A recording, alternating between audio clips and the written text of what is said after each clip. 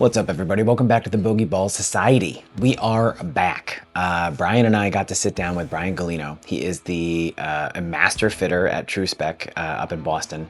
He's Brian's actual fitter. And I think he also built his clubs for him as well.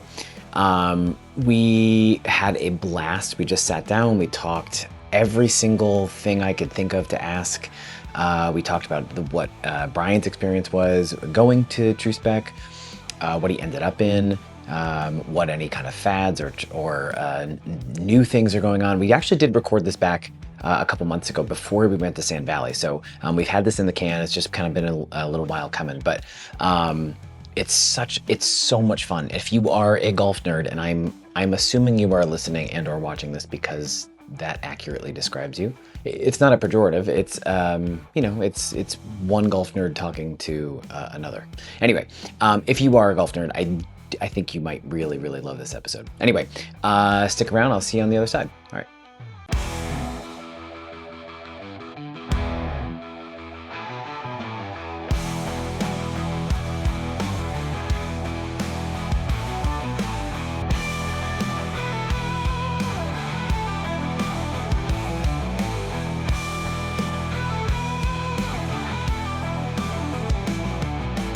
Well, while you were gone, we introduced the Bogey Brian Society. So, perfect. You've been replaced. It's okay. Perfect. Oops. Honestly, that's a good name. Like Bogey, the Bogey. I'd rather Brians. it be Birdie Brian. Like that'd be better. Yeah, you don't get to That'd choose. Be better. No. Yeah, we don't know. It's Bogey Brians. That's what it is now. We're rebranding. We're still hoping to get like one or two listeners, and then we'll spring all 50 on them just to inundate them. Just here's 50 hours of us babbling, Just zoning out to it. Exactly. Yeah. I'm sleepy. I need to listen to something. How about the Bogey Brian Society? There we go. I love it. The smoothing Boston accent to just soothe you into a lullaby. Yes, it That's definitely right. soothes you, just like a 6-pack of Bud Heavy soothes you to sleep. Yeah. It's like my sleep app is just, it's always like a Boston accent. All right, you're in like a really cool yoga room or something. I don't know. Just take a look at the chick in the pants. Yeah, that'll make you sleep. All right. I'll make What you is something. this? Yeah, exactly. Well, anyway, before Brian starts to worry exactly what he's doing here, I guess maybe I'll start here and just say welcome everybody back to another episode of the Bogey Ball Society. What's up? Today, we have a very special guest, a good friend of mine, and somebody who has seen my golf swing and has tried to help me find better equipment. True Spec Master Fitter, Mr. Brian Gulino. How you doing? How we doing, guys? Good, man. How you doing? Hanging in there. I'm so glad you're here. Lovely Really, Sunday it's- night. Well, it's funny. We have been talking about getting a fitter on here for maybe even since we started. But like that idea of what goes into it, what is it? What is actually involved? Because we're all nerds and we all pretend we know so much about equipment. But I think on some level it breaks down to like, I just like hitting stuff. Like that really is ultimately Hit it, see if it goes straight, go on to the next thing. Yeah, Right, exactly. Exactly. How did you get into fitting? Like how did that start? Like, So, I've been golfing since I was 2, currently 38, so been golfing for 36 years. nice. Figured looking for a part-time job in high school, trying to get myself involved into something that I'm passionate about. So I started over at Golf Day back in Sports Authority, back in my junior year in high school when I could drive. Nice. And been doing it ever since. So going on almost year 24 of club fitting. Holy smokes. Yep. Okay. Yep. Yeah, and I know you've done many of the local retailers. Many, how about and all? I think all of them, yeah. Some of them that no longer exist. Fair, yep. You were working for Mizuno at one point, I was too, a tech right? rep for You were a Mizuno rep for about a them. year and a Yep. half, yep. Oh, cool. And then did you spent some time with PXG too, Yep. right? So- Hayes would love to hear that. So He's a big PXG the fan. rundown of the golf fitting cycle was Golf Day, Golf Town, Golf Smith. Then it went over to Golf City, Golf Village. I believe a private company for like running an indoor facility. They had like 6 hitting bays, bar, restaurant, everything like that. They're now under. They didn't want to listen to us, but you know, what do we know? Sure. Then went over to Golfers Warehouse, Golf Galaxy, PXG, PGA Superstore, and now Wow. A True the, Spec. the best of Now them all, True True Spec. Yes. Yeah. I have So- been to a True Spec. It was an unbelievable experience. I mean, I don't know what exactly I was expecting, but it was better. And I had very high, like lofty expectations when I made the appointment, and it was so much fun. Like it was just hours of, I did a full bag fit. We actually ended up not even doing wedges because I was pretty pleased with my wedges at the time. There you go. And we just did irons and drivers, and the irons, and you'll have to assuage my guilt here. How often do you see somebody shank it so that they don't hit the screen like 6 or 7 times in a row and start to like almost cry? Like how often? Because that's probably pretty normal, right? Because dude, it was a the nightmare. range of golfers that we see over at True Spec is anywhere from your, mini tour and pros to guys and gals that are going from company to company to test out brand agnostic stuff so they can find out who they want to sign with, all the way up to your juniors and your first time golfers just looking to get fit. So there's really not a bias on who comes into True Spec, just because when you come into True Spec, we're just trying to get you to the best clubs for your ability. We're not trying to push any prerogative. We're not trying to push any brand or club style on you.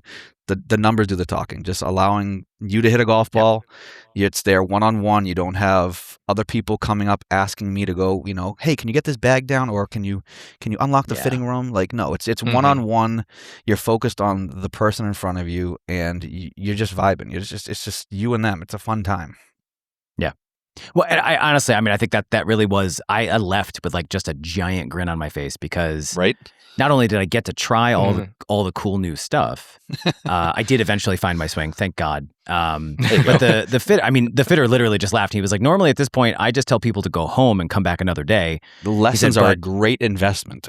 He's like, we're not just doing irons, right? We're doing the whole thing. So we switched to driver, and then I could swing the driver, and then that sort of like settled the nerves. Yeah, or whatever. that's usually what I'll do too. Is like if someone's just not hitting their irons that day, and they're in for a full bag.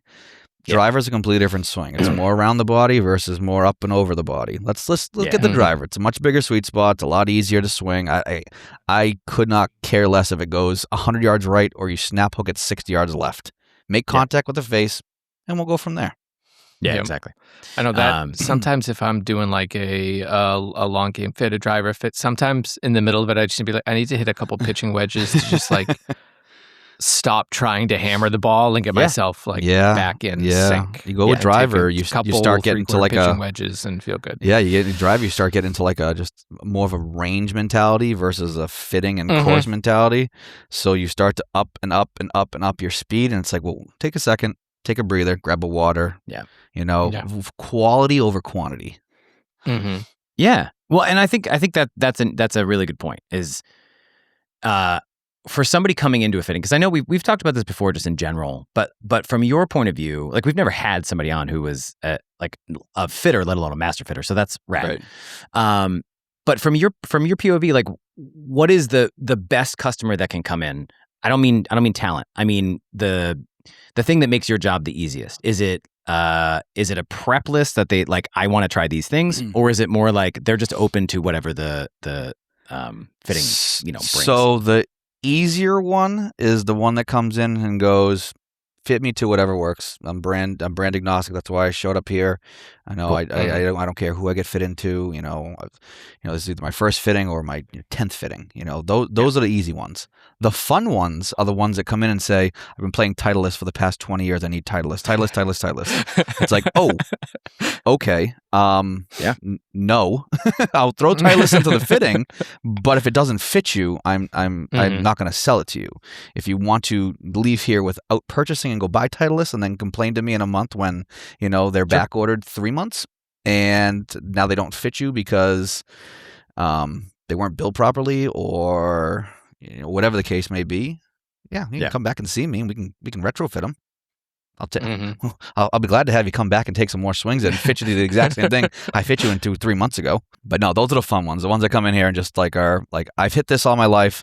I want this. Okay, I'll put it into the fitting. Is it getting harder for being a brand agnostic company where now everybody has like 5 or 6 iron heads. Everybody has 4 Yeah. drivers. Is it harder to kind of find where you think that player is going to fit? Honestly, within a matter of 10, 15 swings, I'm eliminating half of the heads. When someone is coming in here and is snap hooking something, I'm not giving them the draw bias. I'm not giving them something with, 12 degrees of loft. So you definitely eliminate a lot of head styles within the first couple swings. You have some places where they'll just give you anything just to hit, because you only have one company to fit from. If like you're at a demo day, I have 70,000 plus options, combinations, head shafts that I can work with throughout all brands. We went styles. through a bunch of them. We did, exactly. And we settled upon a set of clubs that you can actually get higher than 20 feet in the air. So yes, that's the whole point. That's pretty exciting. Yeah. He can actually hold greens now with his mid irons. Yes, so that'll be the play. He'll be dropping those off to me, and we'll be taking care of that. Nice. So when somebody comes in and you, how tempting is it to give lessons when you see a real clear flaw, right? So like if it's just is like obvious night and day to you, do you do that, or is that like verboten from? Because I can understand how like you guys aren't coaches necessarily, Right. you're fitters. Although I do Yeah. believe that you could Right. absolutely diagnose somebody's issue. Right. I would say if there's a blaringly bad issue where it's a swing flaw where the fitting would be putting a massive Band-Aid on a swing, where if they got the swing corrected, now that And then club that I just fit him to is a complete wrong set, or driver or style or whatever. If it's a slight little move the ball up in your stance a little bit, strengthen your grip a little bit, or stand a little bit further away, I always say to them, we're paying for a fitting fee, but the tips are free. Yeah, cool. So, just being able to give little tips and then say, try this for a couple of swings, see how it works. And I would say 9 times out of 10, that little kind of like refresher of maybe stand a little bit further away because you're indoors, you kind of crowd yourself, you get a little bit too close, or you haven't swung all winter long and, you're maybe swinging a little bit too quick, or whatever the case may be. There's just a small tips to get them just more confidence in making a couple of good swings. Just makes everything go a lot smoother. Yeah, for sure. Have you seen any trends this year as far as, so I'm in very light, stiff graphite iron shafts, like 78 gram. I really like them. I did a fitting after I had gotten my clubs that was more like, you'd probably be better off in like a 90 as opposed to a 70. It's a little light. Have you seen a move because graphite's gotten significantly better. I remember when my dad got graphite shafts and they were the old man's just clubs. Laughable. They were just like, spaghetti noodles. Yeah, they were all regular or senior flex. Yeah. And that's, and they worked for that demo, but now given how good they are, have you seen a transition at all for people moving sort of, let me go lighter and into a stiffer thing, and maybe that'll help, or not so much yet? Ailments, yes. A lot of people are transitioning to graphite or multi-material, either in like the Axiom that has the VeloCore, or VeloCore, like the MMTs, the MMTs, which is the metal mesh technology, has a little metal core with graphite around it, or a steel fiber, which is almost the reverse of an MMT. When it comes to, as crazy as it sounds, when it comes to True Spec being, brand agnostic and having every head to be able to fit on every shaft, it's a different type of fitting, if that makes sense. Yeah. So it's not like you're going to a company that has, a select variety of steel and graphite shafts because that's what they have to offer, and you can't try their custom upgraded shafts because they don't have them in the fitting cart. Right. We fit more towards tempo and what levers the golfer's pulling, and how they load and release a golf shaft, where a lighter, stiffer profile could play a game. And when someone needs to get the ball up in the air a little bit more, graphite is definitely that option nowadays, where KBS is making a great shaft. Axiom from Fujikura is awesome. OTI with the braided graphite is super, super easy to swing. Just help them get the ball airborne. But I really wouldn't say it's a big trend switcher yet. Just because there's not a lot of companies that are making like that, 110, 120 gram graphite shaft. Yeah, that's true. That's true. There's not a lot of super heavy graphite. Right. Not yet. Not yet. And I honestly, I mean, have you played around with the gears stuff at all? Because I know that that's sort of one of the things that they've talked about is that they can basically make it any profile they want and any weight that they want. Yeah, not through True Spec. Okay. I've heard about them. Haven't really done a deep dive into them yet, but same. I more just I saw an awesome video where they were talking about their product, and of course, they're talking. We've revolutionized everything. Absolutely, they're the best. And of cour's the best, that's their job. You should only be fitting into us. That's right. Yeah, naturally. But I mean, I did a fitting at a place out here. It's called Forward, and I've heard of them. They're awesome. It's an awesome experience, and but they make their own heads with like several different. They have different bounce and loft and lie, and so you're basically testing every single. That's what their fit is you go through everything custom, right? Yeah, it's rad, and but they had TPT graphite shafts for their all of their irons, and I mean, I was like, these are amazing. How much? Never mind. Right? It's like throwing in an Autoflex iron shaft in there. Yeah, exactly. I was like, I don't need this. I've changed my mind. I don't. I want it, but do I need it? Yes. But what I did appreciate about that actually is that they said, this is one option, and here are similar shafts in the same vein as to what you fit into that you can. And so they had 3 different price levels, and it was that's good from a consumer point of view. It was a very nice experience. Absolutely, because it wasn't absolutely shoved down my throat, which is, I mean, there are some companies that do that. Yeah, I 100% have heard. Not naming any names. Nope. But I have heard several stories about one particular kind of shaft or brand or something being kind of shoved front and center, without necessarily the results to back that up. But correct. Yeah. Should we talk long game a little bit? I'm really curious to see, Brian, your perspective, because like I know for me personally, I went from the Epic Max LS. I can't remember. You might have played that driver too. I've played like all Callaway LS drivers over everything. the years. Sure. And last year, I ended up getting fit into the G440 Max. Yep. I remember you telling me that. It's been fantastic for me. And I know we have this big kind of Max MOI craze coming back again, versus the low spin stuff. But the Max drivers now seem to be low spin enough that a lot of people can fit them. 100%. What are you seeing? Are you seeing people give up their low spin driver to find more fairways, or do you still see the two distinct populations? I will be the testament of what you just said. I have been playing a low spin LS triple diamond Callaway driver for the past 8 years. I over at True Spec in Scottsdale right now being built is a Quantum Max driver. Not the LS, the core model, because of the fact in the past couple of years, they've put a little bit of weight forward for the Max models, the core models, quote unquote, the middle models, to give that better spin profile for a more forgiving head.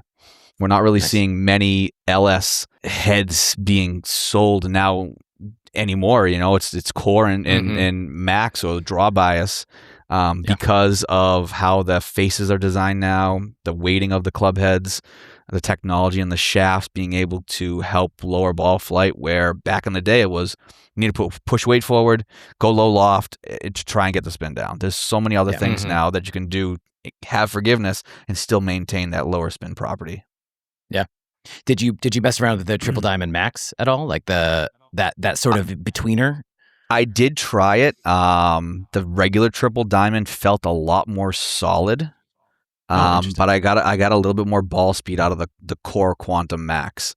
Okay. Cool. It was way more stable, and I think the reason because it is I play a little bit of a cut in my driver, so the Quantum Max core model is a square face, and I have a toe strike, so I pushed weight on the toe. So it made my ball flight very stable, very straight. Where in the triple diamond, in the triple diamond, the face is a little bit more fade bias, so it's a little more open. And then when I push weight on the toe, it makes it want to go further right. So the stability in the club head by having weight on the toe in the middle model just gave me the best results. And I tried every single head because of our seeding program through True Spec. We get a bag through them. So going through the product testing, it ended up coming down between the Ping G440 and the Quantum Max. Wow. So the Quantum Max won out by a little bit tighter dispersion and just a little bit further yardage, but they both felt amazing. Yeah. Oh, that's awesome. Yeah, I've been thoroughly impressed with the G440 last year. I feel like my fairway percentage went up like 15, 20 points. Yeah. And Ping, I don't think I gave up that awesome. much yardage. Ping had something crazy in the G425 that just sounded like a Nike Sasquatch way back in the day.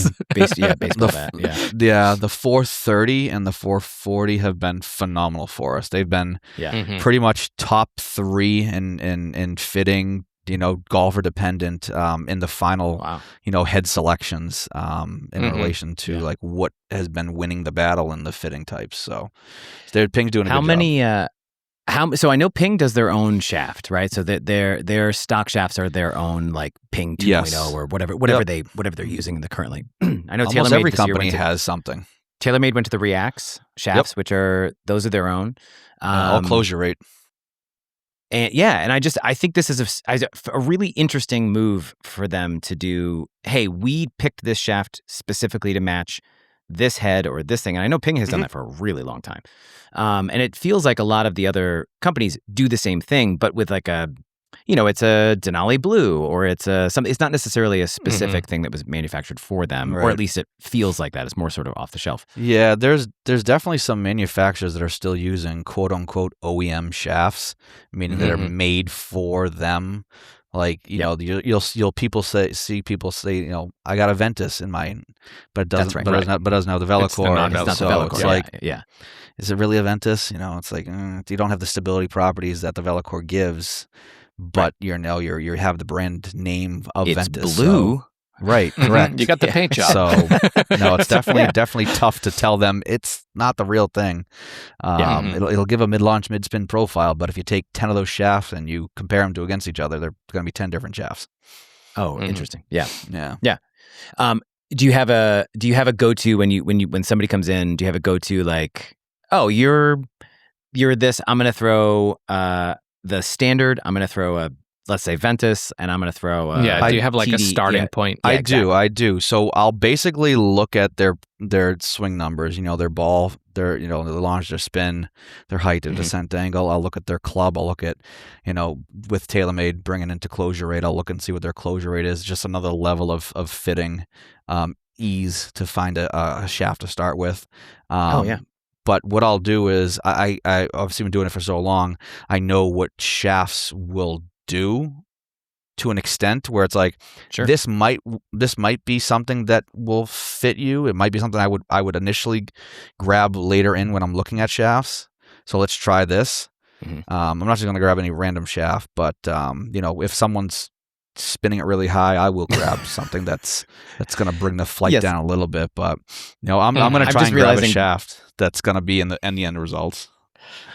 That's where I would start, because I would look at that wall of shafts and go, "Oh my God, let's start from the left."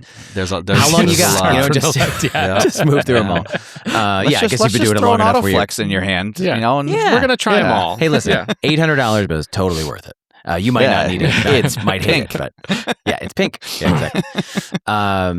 That's great though. Yeah, I have I found I've done enough fittings now where you start to realize like, oh yeah, I certainly fit into certain windows of shafts. Yep. How much do you ask questions of the person coming in for the fitting beforehand, or do you just look at their bag and kind of go, how are these working for you, and then base it off of that? Or is it really just I can like looking at their bag, if they're coming with Ping I2s, anything that I put in their hand is gonna win.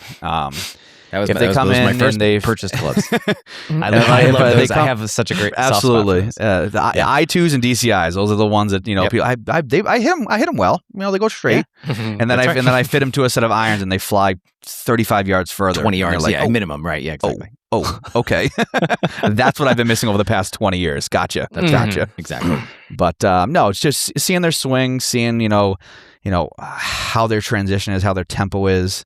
There are certain shafts that are stiffer in the handles. There are certain shafts that are stiffer down by the club head that I'll be grabbing. There's no rule of thumb where there's like a blueprint shaft where it's like, this is a good shaft to try everything on. So there's probably maybe 5 shafts that I'll start with every time, depending on the golfer. Can we ask what they are? I would say, is that, yeah. Is that a No. no? Like, No. So I don't want to get you in trouble, but no, I can talk that stuff. So Ventus does give a big variety with the red, the blue, and the black. Diamana also has white, blue, red. Tensai that we have white and blue. I'll usually grab from the Diamana or the Ventus family just because they're so consistent. They do a great job at producing golf shafts that they're very predictable. So it's not like it's something where it's like, you give them this club and they all of a sudden now are spinning at 5,000 RPMs more than what they just were. So you understand like the profiles of the red, the blue, the black, and you kind of go from there just based off of how they load and release the club. And then there's my dark horses too that I'll grab throughout the fittings too. Well, what's your favorite thing to fit? Like, is it driver? Is it fairway? Is it irons? Is it the wedges? Putter? I don't know. I feel like you guys do everything. So honestly, it's a toss up between drivers and irons. Putting is also very fun. It's a little monotonous. It's a little cut and dry because it's a very black and white style of fitting. The putter either fits you or it doesn't fit you. There's no gray area. You're either a plumber's neck, a heel shafted, or a face balance, or now the zero torque. You're either face. You're on the face. You're either a milled with insert, insert or insert grooves. So having like those types of properties, a mallet, a mid mallet, or a blade. Like once you're in that mold, like we fit to a style.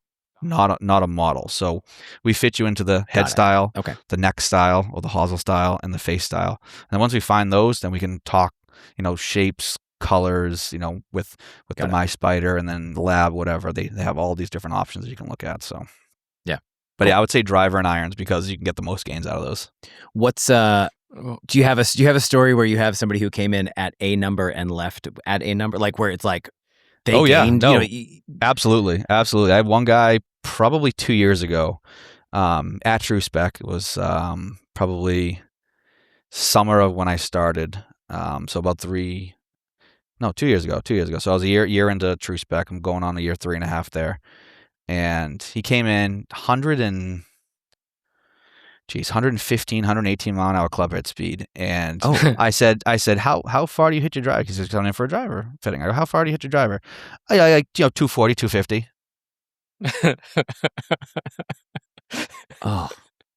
I'm like, he was spinning it like my I was like 4,500. Like what? I was like, in your a good drive's like 240, 250. Yeah, it's a little right.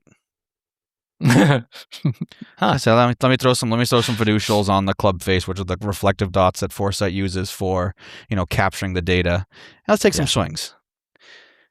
Proceeds to have a little bit of an over the top swing. Nothing crazy. When I say a little bit, I'm talking like 3 or 4 degrees out to in. Nothing like tomahawking it. So a fairly decent swing, but the shaft that he was using was a 60-gram regular flex, swinging almost 120 miles an hour. That face is coming through 7 degrees open, with loft at address of 26 or something like that. It was mid 20s, spinning it at like 6,200 RPMs.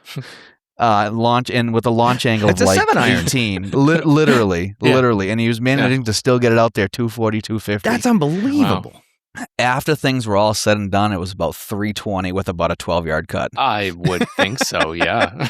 So his eyes must have melted. Like, that was the easiest sale of your life. Absolutely. And he goes, "Why didn't I do this sooner?" I said, "I don't know. You tell me." No, it was close to 60 yards of gain distance and confidence too, because he would start swinging and then he would start slowing down his swing. And I said, "Sure. Why are you slowing your swing down?" "Oh, I'm trying to control it." I don't care where it goes in here. It's a 200-yard wide fairway. I got 100 yards this way and 100 yards that way. I don't care where you hit it. I just want you to make contact, and I want you to show me a swing that you feel comfortable repeating. Once you find that swing that you're comfortable repeating, that's the swing that I can fit. I can't fit the swing that you're swinging 60% at, because for you to be able to swing consistently at 60%, it's very, very tough. Yeah. But when you're swinging 85, 90% where a driver should be swung, you never want to swing out of your shoes, but you do want to put in a good pass at it. I can fit that swing. Yeah. And once he started showing me that, then I saw, what he really had in the tank, and I was like, this is gonna be easy. I had a setup for him in his hand in a matter of maybe 30 swings that he was absolutely roasting, and then he wanted to continue to hit other things. And I'm like, we have a great wheel here. Why are we Why are we trying to reinvent it? Yeah. So you know what, Brian? You know what? You're right. But can I hit this one a couple more times? Yeah, right. Yeah, exactly. Okay, go ahead. Fine. Did he end up? I mean, I'm assuming like an X flex something. Yeah, he significantly was stiffer. He was. I want to say at the time, I don't think we have the shaft anymore. It was. I think it was the Oban Kyoshi Black that I got him into. Okay. And the head that I fit him to, I want to say at the time that it was out was the AI Smoke. Oh, okay. Which was a very stable driver. Mm-hmm. We obviously did go triple diamond. Okay. But yeah, AI sense, Smoke, triple diamond with the Kyoshi Black, and he was loving it. Oh, that's awesome. That's cool. That's funny. I got fit into it, Oban Devotion. I was going to say you had the Oban. I still have it. Yeah. It's a fantastic shaft. Is it the Devotion or the TR Devotion? The TR. Oh, yeah. That's a solid shaft. It's an awesome shaft. Yeah. Very, very stable. Very easy to release the club head. It was like the no-brainer. Like as soon as we fitted it in, it was just like, oh, this is so easy. It's just so easy. It was, not automatic. I mean, I'm never going to be probably automatic with anything, but yeah, that was an awesome experience. Yeah. Yeah. That's me and my buddies, the other fitter there, Cody. Shout out Cody Buska. And that's one of the shafts that we used to grab a lot when someone was having a little bit of an issue trying to feel the club head and feel that club head release. Yes. Yeah, that's so funny. We threw it in a hand, and they're all of a sudden able to square that face up and release the club head. And it was such a great shaft. Well, it's funny too because I was coming from the hazardous smoke in I had a Cobra Speed Zone or something that I had bought off the shelf, and it said stiff. And when I went, I had gone to a putter fitting also at Forward a couple years ago, and they CPM'd everything. They were bored out of their minds. There was nobody else in there, and they were like, "Can I check all your?" Very soft. Almost a full flex softer. It was a 3X. It was labeled stiff. Oh, wow. It was labeled stiff. And the guy said, how fast do you swing? And I said, no, I don't know, 101. And he goes, your driver is a 3X. And I said, no, it's a stiff. Was it cut down? They don't know. They have no idea because I bought it off the shelf. I bought it off at Dick's. Interesting. So it was... And it was like swinging rebar. Like I literally could never feel the head. I never knew where it was. So it was just all guesswork. And as soon as we went into something more, sort of in that Oban territory, I was like, oh, hey, look, there it is. Yeah. That's where the club head is in my swing. Gotcha. Yeah. But, good. But that was a really good example for me of this is kind of why you want to go get fit, because this shaft with this head in theory would fit me. Correct. But it didn't at all, because that particular shaft was just, whether it had been tipped or something. Who knows? It was not. Yeah, it's crazy to see the OEM shafts that are put on the shelves for the general consumer and how off they are based off of the actual weight and spec for flex code. It's crazy. It's absolutely crazy. And that's something that True Spec, really prides himself in, is that what you get fit to is exactly what you get built because of that's awesome. Swing weight, CPM numbers, being able to bore out the head or add tip weight, and then checking the shaft where we have a bunch of shafts on hand. If you're cutting the shaft down, you're stiffening it. If you're making it a little longer, you're making it a little softer. So when we actually CPM the shaft, we have every shaft in our studio is CPM'd. So we know exactly how many cycles per minute each shaft is. So when we put it into the prescription, it extrapolates up and down. So we know exactly what the customer was swinging, and our build team builds it to those exact specs. Mm-hmm. That's so cool. Yeah. Fun. I know, and when I was there last week with Brian, we checked out the lofts and lies on my irons, and they were comically off. Were they really? They were bad. Yeah, they really were bad. Right from the manufacturer. Right from the manufacturer, and they were 1 week, and were they more flat? One more flat than you asked, or I know they were 1 week through everything. There were some that were kind of scattered a little bit, but we ended up making them a little more upright. Oh, interesting. But yeah, I think one of them, they were 3 flat instead of 2 flat. The lofts were already, some of them were weak. Some of them were left in the right specs because I bent them for you, so that's yes, a win. Yeah, we did. But actually, I was going to send you a picture. I was out hitting on the Rapsodo earlier, and I went and reviewed kind of the impact camera on it. And it's coming in right nice, and it's like perfectly flat. And I was like, I gotta send a picture of Brian and be like, we got the lie angles right on these right now.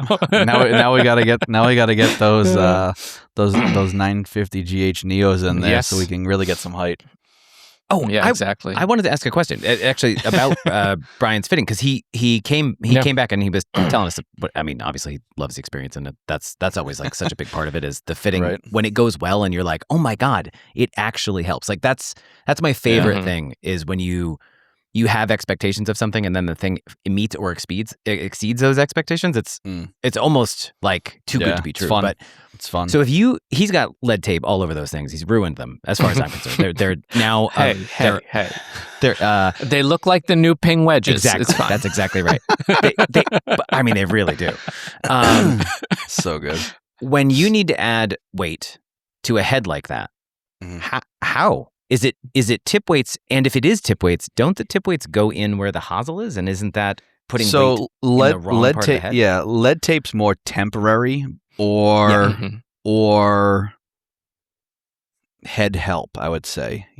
More mass higher on the face to kind of bring flight down, like kind of what that's what you see more on tour, right? Yeah. They're like, oh, I need to. I've seen them do it with drivers too. If like Ricky Fowler does it all the time. Even for instance, the club that TaylorMade made for Tiger was an actual tungsten disc put inside of the actual iron head to hit his windows. Whoa. Oh, that's cool. So the normal TPMBs and then the Tiger, the TWs, are 2 completely different heads. Oh, wow. Okay. So then for somebody like Brian, if is the swing weight, that's the tip weight, that's for swing weight, but that's not necessarily for hitting a spot, a CG in the head or something. That's more what lead tape is for, or is that? Lead tape or is can it both? Kind of give you a temporary feel of where you want your club head to be, but 9 times out of 10 when a club is being built and not the actual club head is being built, because there are some manufacturers where they have club heads where they have badges that they put in to change swing weight from the OEM, but most of the time it'll be tip weight, so either inside the tip of the shaft and then it's installed, or to make something lighter, you take a reamer and you actually ream down the hosel more to take head mass out. Oh, interesting. So if you're playing in something lighter and you need that head to be lighter, and you can't do anything but make a bigger, heavier grip on there to make the head lighter, us at True Spec, what we'll do is we'll actually drill out the hosel a little bit down further with a smaller drill bit to take out a little bit of head mass. And you've even seen sometimes where on the extreme where you could potentially drill through the hosel and then put a tip cap, almost like a rubber or a plastic stopper in there. If you remember, who used to do Callaway. that? Callaway used to do that. Callaway? Yeah, Callaway did that. Callaway did that a lot. And then TaylorMade did it on their wedges a few years back, where you saw like either a red or a black plug on the heel. And that's just making the head lighter. Oh, interesting. Okay. Okay. Oh, that's so cool. But yeah, it was a wild experience. We did not end up anywhere remotely close to what I was expecting when we went, which was also the fun part, because I was just like, Brian, like, we tried figure out what's all the best the graphite shafts, and then I was like, I have an idea. Try this, and it would just instantly. And we ended up higher launch, better it was spin, so much better. How's that feel, Bri? Feels really good. I might actually back a ball up on the green at Sand Valley, which would be kind of funny to see. I'm going to have to take that into consideration. I need to see the ball mark and then where it landed. Yes, yeah, exactly. So we were able to, with the 950 GH Neos, I don't need 6 grams of lead tape to feel where the head is. Oh, that's great. I did not expect to end up in like a few grams lighter than what it was in now. If anything, I thought we'd end up being like into like the LZ 6.0, which is something that I've played before, or the Modus 115, 120 range, thinking that I needed a little more weight in the shaft to counter it. But nope, we're going to try the 950. Yeah, because Bry was in a GH 105 gram shaft, and the Neo is a 98 gram shaft. So taking weight out of the shaft, he felt the head more. So by feeling the head more, you need less lead tape. Yeah. Also, something that he was hitting that he didn't realize until after I said it, the shaft that I was giving to him was actually the 6-iron at 37 3/4, which was a little longer, and he was middling the golf ball. So, screw you, Hayes. Lie angle was perfect. So longer, slightly overline. He felt the head weight because going longer, going lighter, you feel more head mass without actually throwing head tape on it. Yeah, so that's actually the ultimate plan is we're going to try that. And, if my strike suffers on the course, then it's easy to pop the grips off and just trim it back down to kind of standard. But so that's going to be where we're at. My ferrules actually came in today. Nice. So, Absolutely love it. I'll be dropping them off. Love it. We'll need when those are built up, we'll need a couple of pictures. I can throw them up. I'll get some pictures of them being built so you can do that too. Oh yeah, perfect. That's great. It. Do you guys build on site? I am actually going to be building them for Brian. Get out. That's awesome. I've been also a club builder for the past 16 years. Oh, super cool. Okay. Yep. Yeah, I've putzed around a little bit in my garage. I built some Maltbys just out of as an experiment, and I love them so much. And the old Golf catalog was awesome. Oh my God, it's so good. I still get the GolfWorks catalog, and it's like like my it just sits by my bed, and I just flip through it. I'm like, oh, look at those. Those are nice. Those are cool. Right.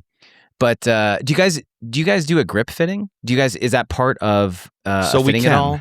We can. Okay. We have an air gun there that I have an undersized grip, a standard, a midsize, and a jumbo. And I will go to the extreme where if someone either has hand ailments or catcher's mitts, I will be popping that standard grip off of our demos and putting a midsize on every club that they swing, or a jumbo on every club that they swing, so they can actually feel and hit the golf club.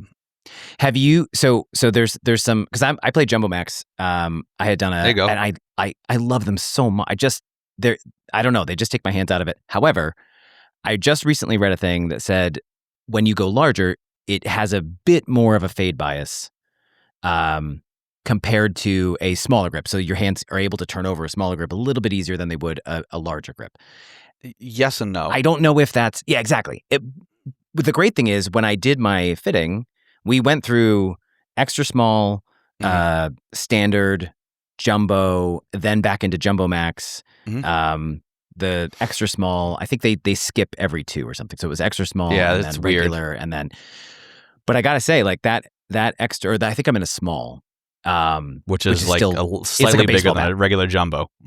It's a baseball bat. I mean, it's hilariously big. When you first feel it, it feels comical. But my ball speed went up, my ball flight got better. Everything got better with that grip. And then when we went too high, it petered off the opposite way. And then when we went too small, it went off the other way. But it was a really cool experience. I'd never done that before. And I just think that's an interesting thing to be able to go through. However, my miss with driver is right. And so I'm wondering if I went back to like a midsize, if that wouldn't help me turn it over just a tiny bit. I have no idea if that's true. I've realized that a grip is going to fit someone if they can hold on to the golf club. If you can hold on to a big grip, that's fine. If you can hold on to a smaller one, that's fine. The difference in closure rate from a standard to an oversized is 0.6 of a second. So if you can hold on to a club easier, relax your forearms, relax your hands, that's going to allow the club to release easier. If you're gripping it and you're trying to strangle it because you're swinging something smaller, it's going to be tougher to release your hands. So going bigger will definitely have an effect of making you grip the club lighter and allow your hands to release easier. So that doesn't necessarily always the case. It's I would say it's something where the mainstream marketing does say bigger grips, tougher to close, but it's golfer dependent, really. Cool. Yeah, Sure. I think ultimately you find the right size one that's going to give you the most consistent Absolutely. swing. You know, something that fits in your fingers and doesn't go into the hand. Something where you're not overlapping. Something that feels comfortable enough where you can hold on to it, but also, you know, not death grip it. Yeah. Mm-hmm. Well, one of my favorite things about fitting in general is that it's always golfer specific. Right. There's never really the case where like, oh, I found the club for everybody. I mean, I saw a guy, Brian. I was just pointing at you as if you could see me pointing at you, Brian. Which Brian? This Brian. Which Brian? Yeah, it's from Spider-Man. Massachusetts. It's a Spider-Man meme. Exactly. But there was a guy who went in for a fitting, and his miss was a big blocky right miss. Not so much a slice, just a push right. And he went in and he was trying all these drivers, and he got to the Ping 440 max, not the 10K version, but not the max the K K version. yeah. Yeah, just the max And floor model. he couldn't miss a fairway. It was unbelievable. The difference between, and everything was the same. Just the head changed. Right. They were using the same shaft, and then they kept going back and trying different things. Like, hey, let's just make sure that this is the correct. And every time he went back into the 440, and they even tried the K, and he pushed that one to the right, or he hooked that one, or something. But it was an incredible thing to me to watch a golfer who has my effective ball flight find something that allowed him to turn it over and keep it dead straight. You know, get that face married up. And it was such a cool fitting video to watch somebody really see an incredible gain in accuracy. Not because everybody's always on about distance, Right. distance. It's instant too. I gotta say, you give me 4 more fairways around, you have a sail. Like I just absolutely. That's what's going to matter more at this point in my game is 100%. not playing from underneath a tree, but like, it's really annoying. Playing on your actual fairway versus the other fairway. Yeah. yeah, yours. Well, speaking of hitting more fairways, right? Sometimes, you know, we can't hit a driver off the tee. Are you seeing more fitting results into like high lofted fairway woods, the 7 woods, the 9 woods? Is that something that you guys see and do? I know we see it a lot on tour now. Like Tommy Fleetwood had a 9 wood in the bag. I would say the guys on tour can switch clubs at any given day. There's no price range. There's no restriction of time frame when they get the clubs. So putting a 9 wood in a bag, he can have it for round 1. He can take it out for round 2, put it back for round 3, without breaking the bank, making his wife mad at him because he spent $800 on a custom fitted 9 wood. On the other hand, yes, more high lofted fairway woods are definitely starting to trickle in over hybrids because they are not draw bias. Hybrids are definitely want to go left for people, where a fairway wood is going to be a little more neutral and get the ball higher and a little bit easier to hit. We still see hybrids taking over, probably like the 4, but when you get to the 3, throwing in a 7 wood because they're, mostly, around 19, 20 degrees, replacing the 3 nowadays, where the 5 wood is usually replacing the 3 back when 18. Yeah. You see a lot of hybrids ranging from 18 to 20. So it depends on the bag setup too, on what loft gets thrown in there. Because regardless of what club it is, as long as it fills the gap in the bag, that's all that matters. It could be a 23 degree, fairway wood or hybrid. As long as it goes the yardage that golfer's looking for, that's all that matters. It doesn't need to be, a 9 wood, a 7 wood, a 3 hybrid, a 4 hybrid, a utility iron that's still kind of still active for those higher club speed guys. But yeah, as long as it fills the gap for the carry number, that's all that matters. Cool. Yeah, I'm trying the Ping IDI. I saw that in a 4 over the 4 hybrid, just because I hate that hybrid shot that goes left. I hate it. Yeah. And I already have the 7 wood there, and that's been a lot of fun. That's a really fun club. And I bet they have almost identical lofts too. Yeah, like they're not far off, but they have 2 totally different flights. And yeah. I have they fit 2 different yardages. A driving iron that's an 18-degree driving iron, and it is on anything that's tight, and you need like you can't go more than 250 Mhm. because it only flies like 200 yards, but then it rolls out and it's awesome. I mean, but it is a completely different window from the 5-wood, which is also 18 degrees, but it's like a moon ball. That's something that I'm experimenting this year. I'm putting a 5-wood in my bag for the first time in my life. Nice. I experimented with a hybrid last year, and I proceeded to top it 3 times and snap hook it twice on the front 9 at Marlboro Country Club. And at the turn, went to my car, opened my trunk, threw it in my trunk, pulled my 18-degree utility 3-iron, threw it in the back, and proceeded to shoot 2 over on the back. So I was like, this is just a confident boost to know that the 3 or 4 times that I'm taking this club out on the back 9, I actually have something that can go straight. But this year, that's actually 5-wood, and I might be a believer. I got to take it out. But that 3 utility will be in the trunk for the turn. I'll tell you that much. Right? The 5-wood was the first fairway wood, that the Speed Zone 5-wood, and I had it opened up so it was more like 4. a 4. Yeah, open 4 so it doesn't go left for you. Yeah, there you go. Exactly. And that's the ping woods are set up the same way. Pings are a little bit flatter than most manufacturers too, so that helps too. Interesting. I don't get 3-woods off the ground, but the 5-wood was filling that same void for me.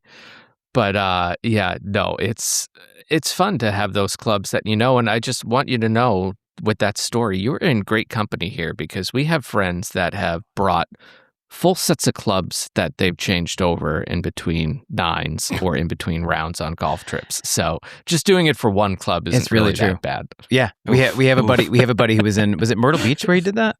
It was Kings Mill. But he played the front 9. It might have been. He played the front 9, and he said, "I'll be right back," at the turn, and then he came back and he had a completely different set of clubs. I was like, "Where were those?" He goes, "Oh, I brought them with me. I wasn't playing well." Is he local to the New England area? Because I know a gentleman who could probably get him into one set of clubs. He is not. No, I think he's Virginia-ish, and I think he enjoys having options, a plethora of options. Yes, exactly. Yes. Yeah, fair enough. It's also like he's there for. I can get him a 3rd set if you really want me to. There you go. Sure, yeah, exactly. You can play it in 6s. Oh, it was great. Yeah. He was like, the mirrors weren't working, so I went with the whatever he had. I was like, the Titleist concepts, I have to keep it high class. My blueprints, Yes. All right, Brian, you got anything else? I don't want. No, we kind of talked putting and everything like that. Oh, want to talk mini drivers? Yes, thank you. No, That's we where could talk mini drivers. I was just gonna go. I was like, there. So we had the blueprint. We had Scott Fawcett on a couple weeks ago, sort of in our drive up to the Masters. Yep. And he does decade, and he's a big believer in, like, you have a driver for a fade, you have your mini driver for a draw, and because he basically his thing is like, how many times are you actually hitting 3-wood on the course? If you're not hitting it more than once or twice, put a mini driver in the bag. That's your draw setup. Your drivers, your fade setup for most players, and I think he's talking more of sort of a relatively elite golfer. Yeah, your single digit to scratch plus golfers. Yes, exactly. So what's so mini drivers? I mean, everybody has one. Who wows you? Like, whose mini driver is like, this thing is a rocket? I would say the driver that for us outperformed every other mini driver last year when it came out was Callaway. Is that right? Yep. Okay. It beat everything. It beat everything. Wow. Who has the 15-degree one? Is that the TaylorMade 15? Yep. The R7. So I think I'd have to try that one based off my flight dynamics. You'd be and the R7 pulls on my heartstring because I wanted the Super everyone Quad way wanted back a in the Super day Quad so back in the bad. day. Everybody wanted Everyone so wanted bad. it. They did a great job. Absolutely. With that. But I think the reason why the Elite won last year and why it won so many fittings was because of it was basically literally a miniature Elite versus a completely different head style. It gave you the same head options. It gave you the adjustable weight. So that's just cool. The ball speed. Yeah. It was also the biggest head out of the bunch. So at Okay. True Spec, we had the Secret Weapon from PXG, we had the GT280 from Titleist, we had the R7 Quad, and then we had the Elite. And people who like that smaller profile, was obviously loving the Titleist. But people who are just looking for just pure performance, Callaway it was a great driver. It was a great driver. But cool. A lot of people come in and they'll talk mini driver and be like, I just can't hit my driver, so I booked a driver fitting because I want to hit a mini driver. That's not what a mini driver is. A mini driver, we've been seeing people taking 3-wood out and putting a mini driver in. That's right. Because of the fact that a mini driver will give you a little more pop off the tee than a 3-wood. It'll be a little bit more controllable, have a little more forgiveness, and it'll be that secondary option in the bag, where most of the time when we build someone's bag and a mini driver is an option, it's a low ball hitter. So someone who is a low ball hitter, interesting. A 3-wood and a 5-wood will pretty much carry the same. You'll have more ball speed, ball speed on a 3-wood, so it might roll out more, but they're pretty much carrying the same. So when you're hitting them off a tee, they're really not doing much difference. It might be 10-yard difference, 5 to 10-yard difference, and the 3-wood will roll out more. But you want carry. It's all about carry. So a mini driver will carry that 25 or 25, 30 yards difference than the 5-wood, but it won't get out there with the driver. So it's that nice happy medium that you're seeing. Yeah. Where off the deck, that 5-wood is what they need to elevate. That's their fairway wood versus a 3-wood. So the mini driver can obviously be used off of the deck, but it's mainly their secondary option that they're removing a 3-wood and we're putting a mini driver in. For somebody who repeatedly tops their 3-wood and wants to break it in half, a mini driver sounds like a good option. Yeah, I would say so. It also depends too. It also depends too the type of swing that they have. If they have a little bit more of a steep swing, where you're hitting down on your fairway woods, a steeper faced fairway wood will be more helpful. For example, TaylorMade, Titleist, Cobra for the main guys. Okay.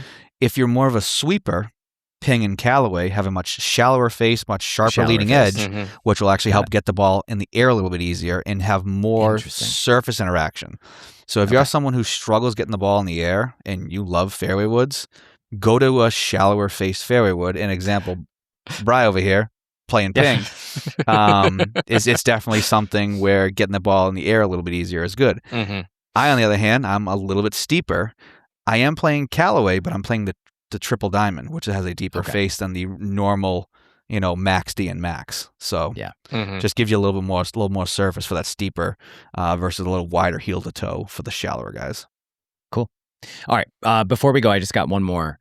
There are a ton of DTC companies doing some really interesting things, mostly in the iron space, because I think it's a lot easier to break in there because you've got blanks in China, you've got all those different options that you can go do. 100%. Not a ton doing fairway wood driver, although there are a few. Vice is doing it. Vice, just came out with a good one. Vice, I mean, by all accounts, they're doing some really, really exciting stuff. Got a great golf ball. They do have a great golf ball. I love the Pro Got Plus. a great golf ball. Actually, it's so good. Yeah. Is there a DTC that you know of that you'd consider like, oh yeah, they're up there with the OEMs? Do you have any knowledge of the DTCs? Do you play around with those at all? If you guys have heard of New Level, yeah, they're a DTC. Yep, we brought them on board in our fitting cart. Oh, is that right? Last year. Yep, that's really cool. Their stuff is so we have the 702, we have the 702 plus the CB and the MB that we put into our fitting matrix early 25. Oh, and super cool. It's phenomenal. It's a great price point. It's $149 a head. It's way more forgiving than any other, blade or CB of the size, especially with the plus being a really long heel to toe. And New Level did a great job with accidentally stumbling upon the swing weight, toe weight. If you look at the toe of a New Level 702, you'll see a tungsten plug on the end, kind of similar to interesting. The Ping I series, the Blueprint, or even like the Strixons that have that tungsten toe. Yeah. What they were doing was they were trying to make it the swing weight hit a certain point, and they found out that adding that weight on the toe not only made the swing weight where they needed it to, but also made it a super stable, almost looking at it as a counterbalance heel to toe blade, which is super, super stable for the toe striking golfer. So cool. Definitely something that, Tacomo's doing a great job. I've hit a few of them. Sub 70, did a little bit of an older company. Great. Yeah. Haywood. Do you mess around with Haywood at all? I haven't Have you seen hit Haywood. Okay. Yeah. I've seen their stuff. Unfortunately, I've never had a chance to hit it. That's the downside of the DTC is that you got to really take a chance on something. You're paying the price of $300 to $600 for a set of irons. It's if you got the money to risk it for the looks and feel, it's worth it. Just to kind of get something in your hands to start off your golf career, and you can pretty much get it and not be afraid to get rid of it. You know what I mean? Even though they make a great product, you're not ashamed of saying, man, I just spent a couple $1,000s on a set of irons. It's like if I go to the store, I get a trade-in value of 50%. Or I just spent $600 and I can sell them for $400 online, and you're only out $200. You know what I mean? So, or if you really like the heads, you can go see my buddy Brian at True Spec in Boston and get a shaft retrofit. I actually did that for a buddy of mine. He had a set at Tacomo's, and we retrofitted them, and we're gonna get those reshafted. So that's great. Yep. That's so great. All right. Yeah. So, how do people find you? How do people, I know True Spec is nationwide at this point, but it's just truespecgolf.com. You'll be able to see myself and Cody's fitting schedules. And you'll be able to, select me or him, and also see, based on what style of fitting that you want, you see what windows that we have, and you'll be able to choose either one of us. We work pretty much back to back, so if you book me, if you book him, we'll probably we'll both be there. Cool. Yeah, it's really cool. They got like two it's like bays. dueling bays. So it's like they're and Brian, do you recommend that people do, like, is there a recommendation of like, it's worth it to do the full bag fit? Like, I did a full bag fit just for fun. Like, it was a Christmas present for my family. Absolutely. And I didn't need a putter and I didn't need wedges. So we focused all of that time on irons and woods and drivers, and it was awesome. I would say if there's no promo codes out there and you're trying to eventually replace the full bag, get a full bag fitting. It's better for the bang for the buck. The fitting price is a lot more reasonable than doing a driver fitting in May, doing a iron fitting in June, doing a woods and wedge fitting in December. It's so just doing the full bag, going through what you can get done that day, and then we could always do a follow up. Split it in two. There's no rush. We're focusing one-on-one, for you. If we want to look at irons and wedges on day one, and then do a follow-up if you get tired or, you have an injury or whatever the case may be, there's no pressure. There's no pressure at all. Cool. And actually, I just thought of one more question. When somebody comes in and says, here's my budget, how much does that help you? As opposed to, because when I went, it was just for fun. So I literally was like, I'll hit whatever you think I should hit. So if that's the autoflex, throw it in there. Like, I'm not buying today. That's not why I'm here. I'm here for the experience. And I was as upfront as I could be. I mean, I even emailed it to him ahead of time. Like, I want you to know, please don't get mad at me. I'm not buying. That's not why I'm here today. But actually, it freed up the thing. It was so fun. We just sat around and talked and hit golf balls. And it was a really cool experience. That conversation is very touchy. Money's very personal to people, and it's tough to let it go. But when you look at golf clubs, they are an investment in your golf game. You're looking to have them for anywhere from 5 to 10 years for most people. Unless you just want something new and shiny every other year, then it is unless you're one of our friends like Ben or Mark, or, But, what we'll do usually, we won't talk pricing, we won't talk budget at the beginning. We'll say, what are we looking for? What are the weaknesses and everything like that? And then once we go through the full fitting and get everything taken care of, then it comes down to, this is your investment. This is what we have for a quote. Then budget gets brought up. Usually sometimes they'll say, oh man, I was trying to look to stay, under 3,000 or under 4,000. And my recommendation to that is, where is it most needed in the bag? Is it irons? Is it a driver? Because if so, let's get that replaced and look at the rest of the stuff later on when the budget is more friendly again. whether it's a gift, a birthday, a Christmas, or some type of holiday present. Promotions are always being done. So there's always ways to save money when you're looking at purchasing stuff. But yeah, usually budget is more along the lines for us is like, let's find what we fit you today that fits your budget. You know, if it's the irons and wedges that fit your budget, let's replace those. Let's get those going. If that's where the strength of your game wants to be because those are currently your weakest, then that's what we should go with. Got it. Cool. Very cool. Oh, I love it. Brian, we might need to bring back.